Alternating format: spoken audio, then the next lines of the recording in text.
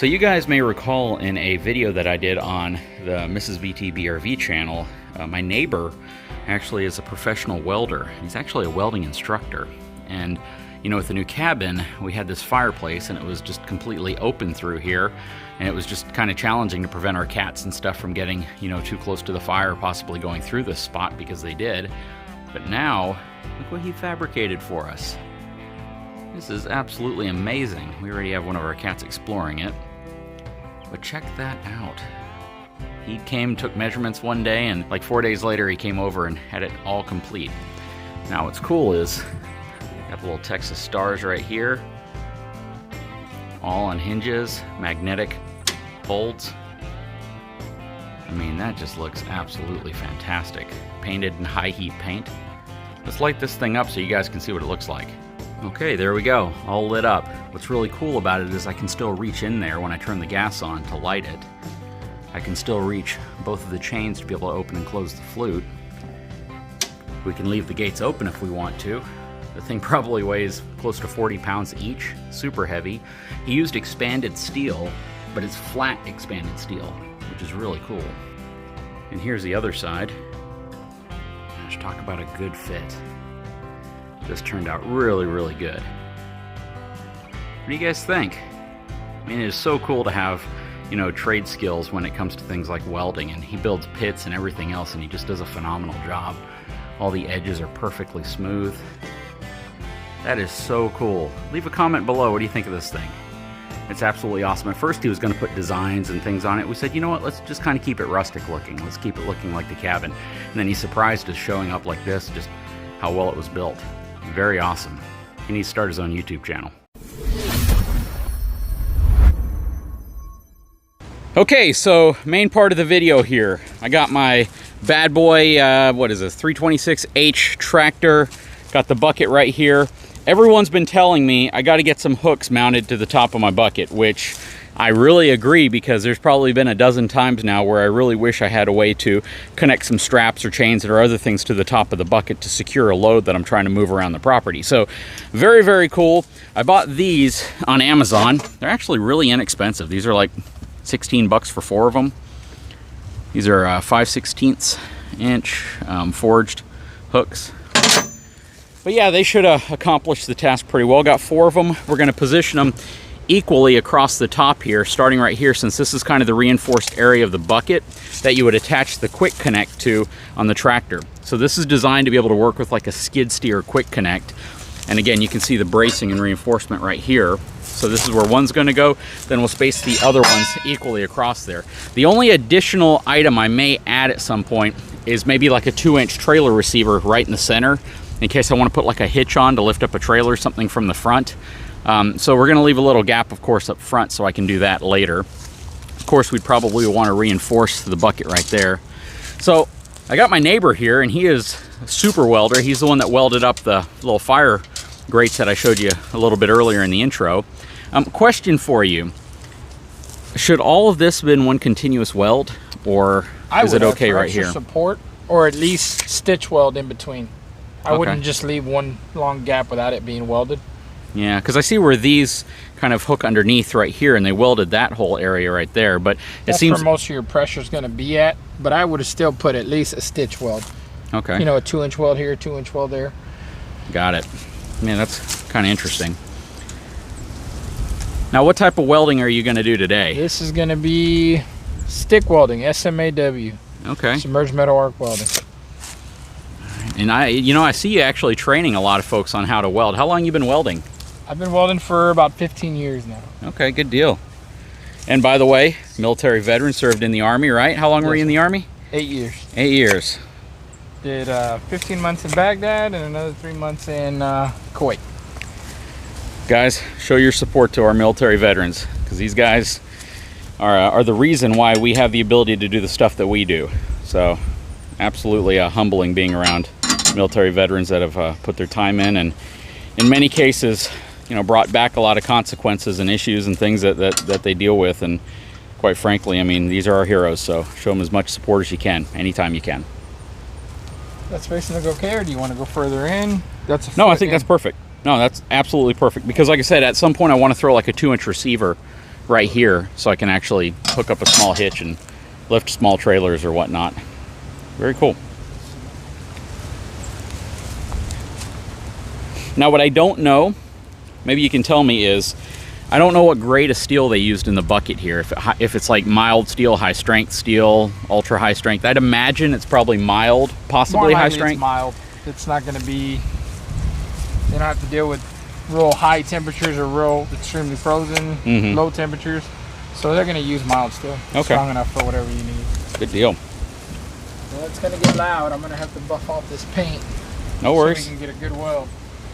You know, what's funny is I have a can of enamel that Ranch Hand provided me when they sponsored my channel to repair bumpers.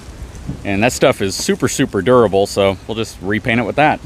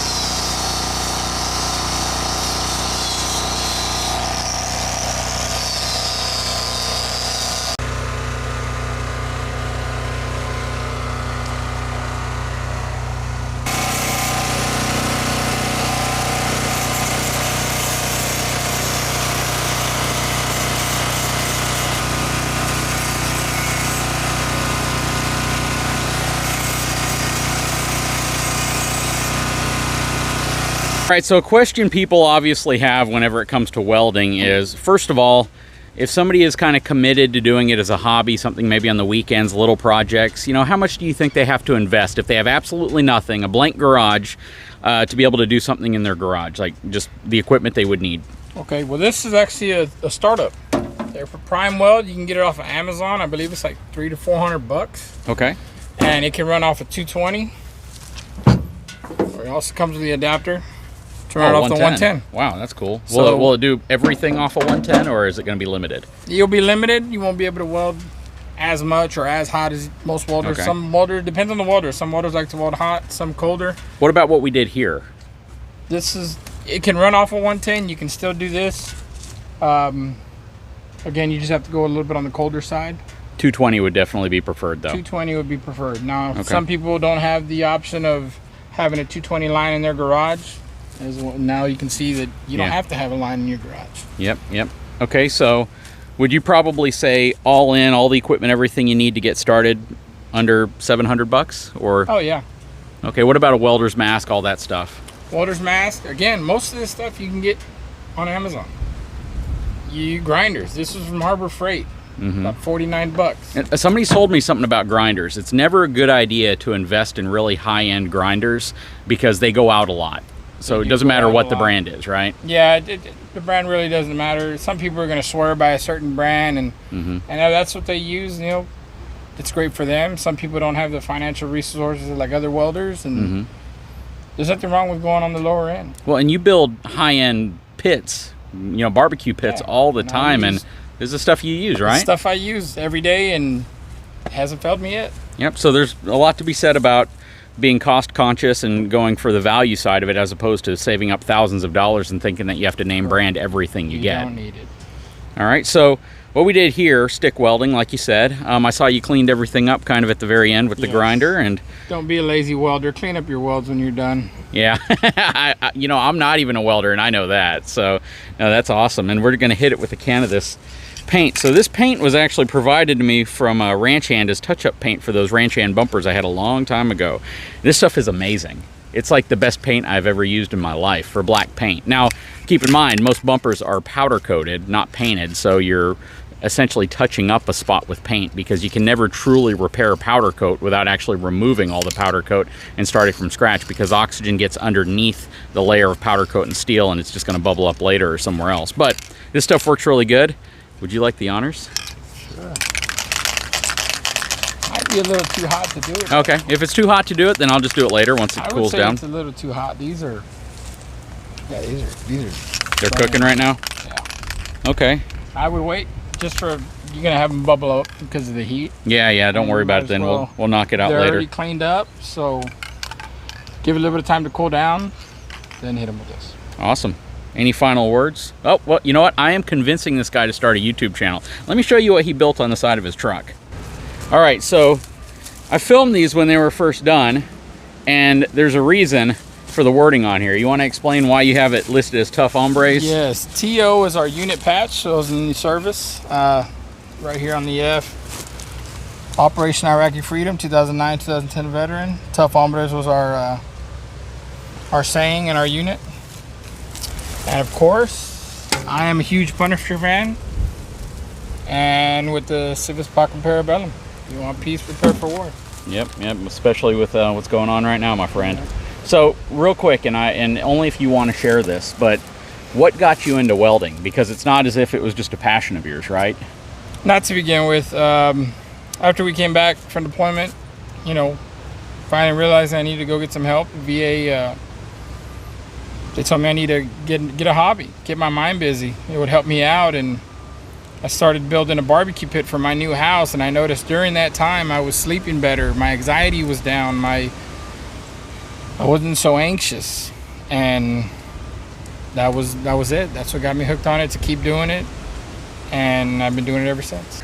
If you start a YouTube channel, you know, stuff like this could appear on it. And I already told him I would be happy to help him launch a YouTube channel. And even if it's for basic stuff, you know, you look at RVs, and you guys know that when we got the fifth wheel, there were some areas that the folks from Lippert came over and they reinforced, and they did different things like that. And at first I was gonna, you know, see if my neighbor wanted to do it. He actually came by and measured it out, but this guy's building so many barbecue pits all the time, to get on his schedule is kind of difficult.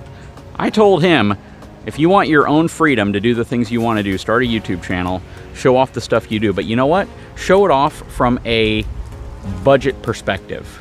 Getting into it, doing basic stuff, teaching people how to do this stuff, little projects, things that people can do themselves if they want to get into it. You think you can do that? Sure. I want to help you, brother. I really am considering it. I really am.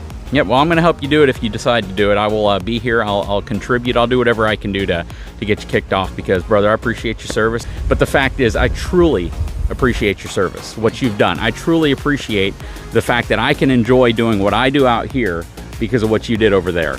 And that comes from the heart. And I think that, you know, it's one thing to go up and tell a soldier, thank you for your service, but it's another thing to express to them what you've been granted in your life because of the sacrifice they've made. So that's super important, brother. So always want to shake your hand, man. Thank you. Appreciate it. No problem. Anytime. And again, let's get this kicked off, man. I want to get you to your YouTube stardom that you deserve. Anyways, guys, I sure hope you've enjoyed this video. If he launches a channel, you can bet your butt I'm going to be featuring him on my channel. I'm going to be promoting his channel. I'm going to get him some views, some subscribers, folks wanting to watch what he does, because quite frankly, we can even roll into some stuff related to RVs. We can do stuff like that, because this is what brings him peace. This is what brings him that sanity in his life, that gets his mind off of all the crazy things that have been going on. Because correct me if I'm wrong, last time we talked, man, all this crap going on with Russia and Ukraine is kind of rehashed stuff for you, and I don't want you to go through any of that. Yeah, I just want to stay busy. Yep. Keep going. Keep driving forward. Amen, brother. Again, thank you for everything you've done. I appreciate all this, man, and I'm paying for this, so I'm not going to just try to mooch off of him, because he does good work. Guys, if you haven't had a chance, please take a moment, subscribe to my channel, give me a thumbs up, and we'll talk to you again very soon.